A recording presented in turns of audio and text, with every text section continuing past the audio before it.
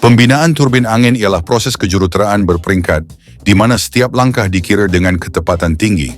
Selepas pemilihan tapak dan penuangan asas konkrit yang besar, menara turbin dibina.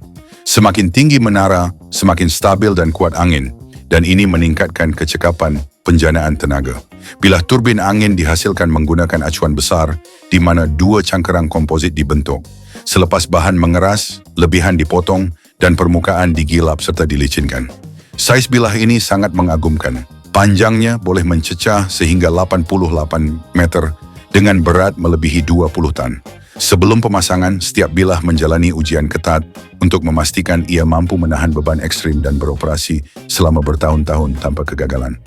Sebarang kesilapan pada peringkat ini boleh menghentikan kerja dan menyebabkan kerugian kewangan yang besar. Hanya selepas pemasangan lengkap, turbin boleh mula menukar tenaga angin kepada tenaga elektrik. Satu turbin angin moden mampu menghasilkan berjuta-juta kilowatt jam elektrik setiap tahun. Turbin darat dengan kuasa antara 2 hingga 5 megawatt biasanya menghasilkan 6 hingga 15 gigawatt jam setahun, mencukupi untuk membekalkan elektrik kepada beberapa ribu rumah. Turbin angin luar pesisir lebih berkesan.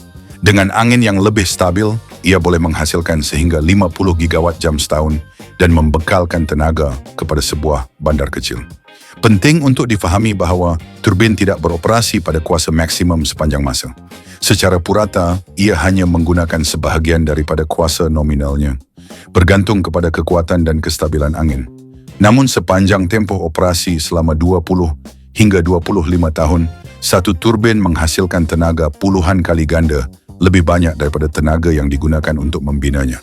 Turbin moden hanya berputar sekitar 10 hingga 20 pusingan seminit, tetapi hujung bilahnya boleh bergerak pada kelajuan sehingga 300 km sejam. Putaran perlahan, tetapi kelajuan hujung bilah sangat tinggi. Panjang bilah memainkan peranan utama. Penambahan panjang bilah sebanyak 10% boleh meningkatkan pengeluaran tenaga sekitar 20 hingga 25% kerana tenaga bergantung kepada luas kawasan tangkapan angin. Menara turbin direka supaya fleksibel.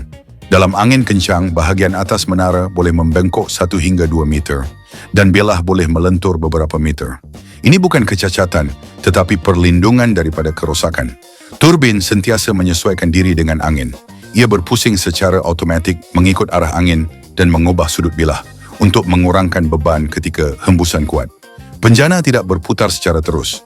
Kebanyakan turbin menggunakan kotak gear yang meningkatkan kelajuan putaran berpuluh kali ganda. Ini ialah komponen paling kompleks dan paling terdedah dalam struktur turbin. Di kawasan beriklim sejuk, bilah dipanaskan atau disalut bahan anti-ais. Jika tidak, kecekapan akan menurun dan terdapat risiko ais jatuh. Mitos tentang burung sering dibesar-besarkan. Turbin moden biasanya dipasang di luar laluan migrasi burung, dan kadangkala satu bilah dicat hitam supaya lebih mudah dilihat. Masalah utama pada masa depan ialah pelupusan. Bilah komposit sukar digitar semula. Pada masa ini, ia digunakan sebagai bahan binaan atau diproses dalam industri semen. Sepanjang hayat operasinya, satu turbin angin moden menghasilkan tenaga yang jauh lebih besar berbanding tenaga yang diperlukan untuk pembinaan dan pemasangannya.